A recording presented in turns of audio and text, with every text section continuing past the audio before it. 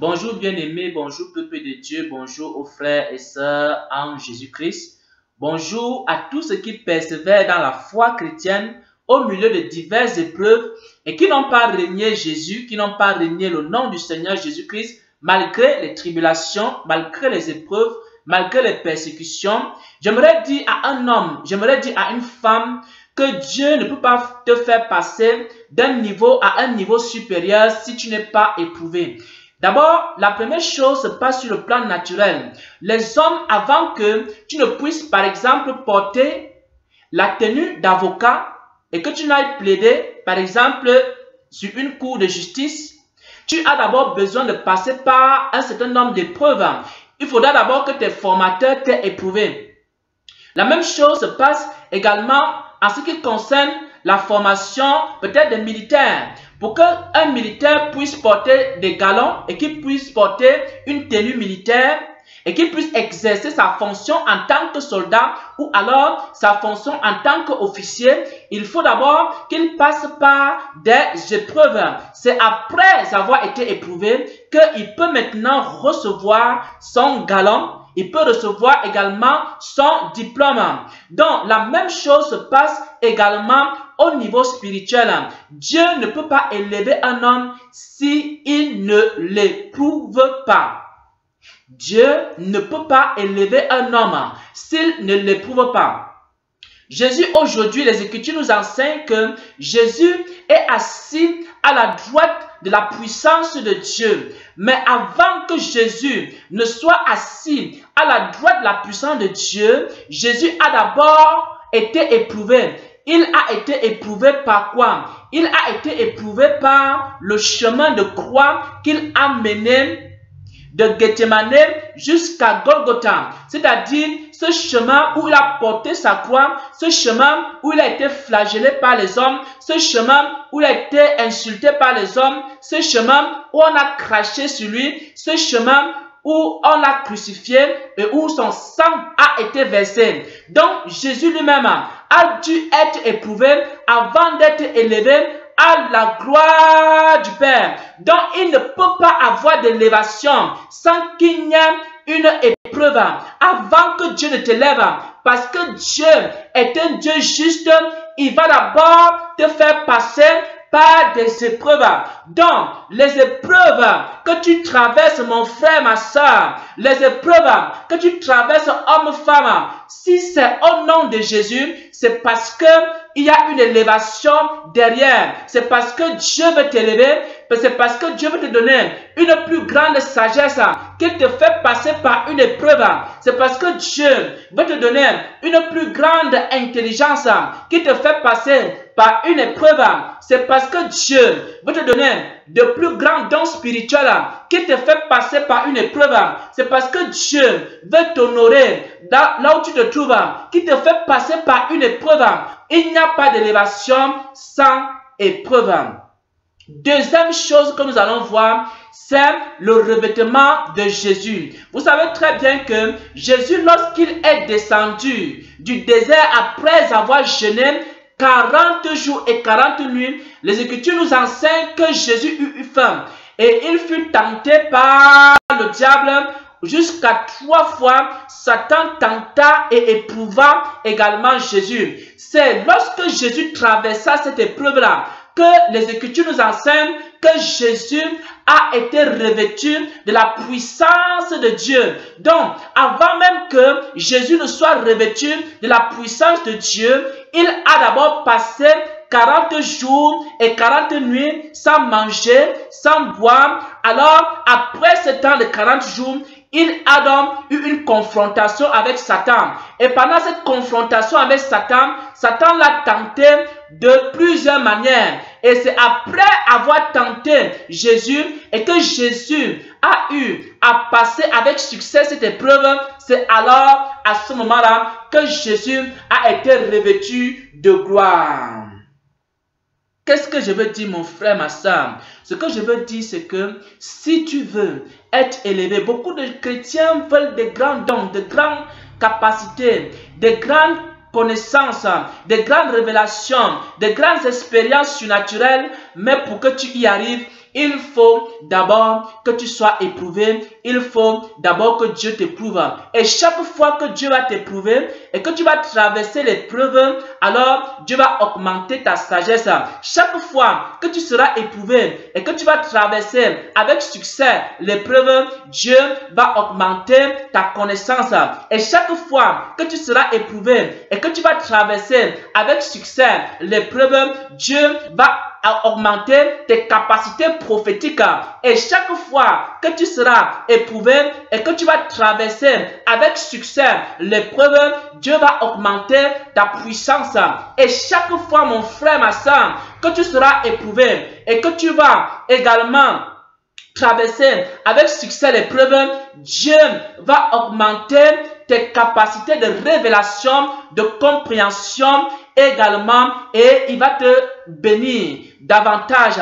Pourquoi? Parce que Dieu éprouve, mais dans un seul but, pour t'élever. Nous allons voir cela dans les Saintes Écritures. C'est l'histoire d'un homme qui a été beaucoup éprouvé. Cet homme s'appelait Job. Pour avoir la confirmation de tout ce dont nous sommes en train de parler, nous allons étudier le livre de Job et les épreuves de Job. Parce que Job a été l'une des personnes qui a été aussi beaucoup éprouvée dans les Saintes Écritures. Nous allons prendre le livre de Job, chapitre 1, au premier verset. Il est écrit ici, il y avait dans le pays d'Out un homme dont le nom était Job. Il y avait dans le pays d'Out un homme dont le nom était Job. Qu'est-ce que Job avait avant l'épreuve? Nous allons voir cela, toujours au verset 1. Cet homme était quoi? Intègre, première chose. Donc Job était intègre. Cet homme était droit. Deuxième chose, Job était droit.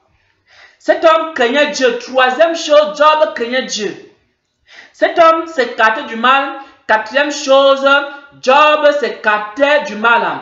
Donc, avant que Job ne soit éprouvé, avant que Job ne subisse toutes les calamités, avant que Job ne subisse toutes les tribulations qu'il a eu à subir dans sa vie, Job avait 4 choses. Et Job plaisait à Dieu pour les 4 choses qu'il avait. Mais Dieu voit que les 4 choses que Job a, c'est encore petit. Job craint Dieu, c'est vrai, mais c'est encore petit. Job s'écarte du mal, c'est vrai, mais c'est encore petit. Dieu voit que Job est droit, mais Dieu voit que c'est encore petit. Job voit quatrième chose, il est intègre, mais Dieu voit que non. Il faut qu'il lui ajoute encore à son intégrité. Il faut qu'il lui ajoute encore à sa droiture. Il faut que Dieu lui ajoute encore au fait qu'il s'écarte du mal et qu'il craint Dieu. Donc, Dieu va non lui faire passer par une épreuve. Mais ce n'est pas dans le but de détruire Job, mais c'est dans le but d'élever Job. Ce n'est pas dans le but de détruire Job, mais c'est dans le but de donner à Job des choses encore plus grandes, une vie encore plus glorieuse, encore une compréhension plus grande que la compréhension qu'il avait. Nous allons donc voir, ça c'est le premier chapitre.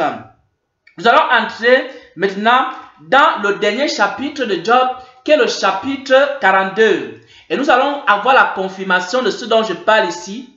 Parce que ça c'est, au premier chapitre, c'est lorsque Job n'est pas encore éprouvé. Il a combien de choses? Il a 4 choses. Les 4 choses c'est quoi? Job est droit. Deuxième chose, Job est intègre. Troisième chose, Job craint Dieu. Quatrième chose, Job s'éloigne du mal. Il y a 4 choses dans la vie de Job avant qu'il ne soit éprouvé. Mais une fois que Job est éprouvé, il y aura maintenant de nouvelles choses qui vont venir dans la vie de Job. Nous allons voir ça dans Job 42.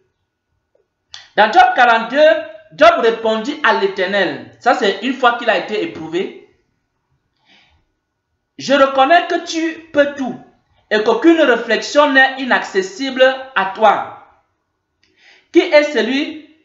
Oui, j'ai fait part sans comprendre des merveilles qui me dépassent et que je ne connaissais pas. Mon oreille avait entendu parler de toi, mais maintenant, mon œil t'a vu. Donc, maintenant, il y a une cinquième chose qui va s'ajouter dans la vie de Job, après l'épreuve. La cinquième chose, c'est que Job va commencer à adorer Dieu. Donc, après l'épreuve, Job n'est plus simplement quelqu'un qui est intègre. Job n'est plus seulement quelqu'un qui est droit. Job n'est plus seulement quelqu'un qui craint Dieu et s'éloigne du mal. Mais Job devient aussi un adorateur. Pourquoi? Parce qu'il commence à reconnaître ici les merveilles de Dieu. Nous allons maintenant voir la sixième chose qui va arriver dans la vie de Job après que Job ait rencontré Dieu à travers l'épreuve. Job a dit au verset 5, chapitre 42, verset 5, il dit, même maintenant, mon œil t'a vu. Parce qu'il a dit, mes oreilles avaient entendu parler de toi. Mais maintenant, mon œil t'a vu. Donc, ça c'est la sixième chose que Job obtient après l'épreuve. C'est quoi? C'est que maintenant, Job avait les oreilles qui étaient ouvertes, mais Job n'avait pas les yeux qui voyaient. Donc, après l'épreuve, Job commence maintenant à avoir la vision. Il comprend maintenant les choses de Dieu. Il commence à comprendre des choses qu'il ne comprenait pas avant qu'il ne soit éprouvé. Nous allons voir maintenant la septième chose.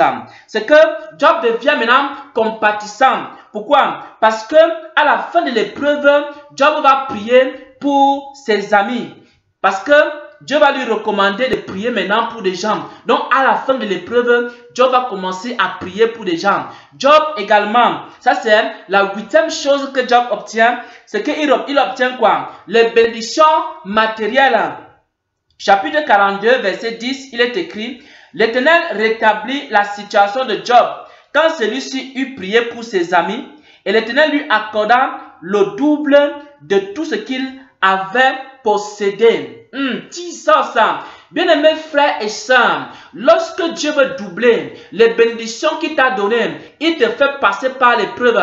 Lorsque Dieu veut doubler ton don de prophétie, il te fait passer par l'épreuve. Lorsque Dieu va doubler ta sagesse, il te fait passer par l'épreuve. Lorsque Dieu veut doubler tes biens matériels, tes biens financiers, il te fait passer par l'épreuve. Lorsque Dieu veut doubler ta sagesse, ton intelligence, il te fait passer par l'épreuve. Lorsque Dieu veut doubler également tes capacités, étendre tes limites, qu'est-ce qu'il fait? Il te fait passer par l'épreuve, mon frère, ma soeur. Parce que à travers l'épreuve, Dieu a doublé également tout ce que Job avait. Job était seulement droit, il était seulement intègre, il craignait seulement Dieu. Et ensuite, il s'éloigne du mal. Mais après l'épreuve, tout a été doublé. Ses richesses ont été doublées. Après l'épreuve, également, la connaissance de Dieu a été doublée. Parce que ses oreilles avaient seulement entendu parler de Dieu.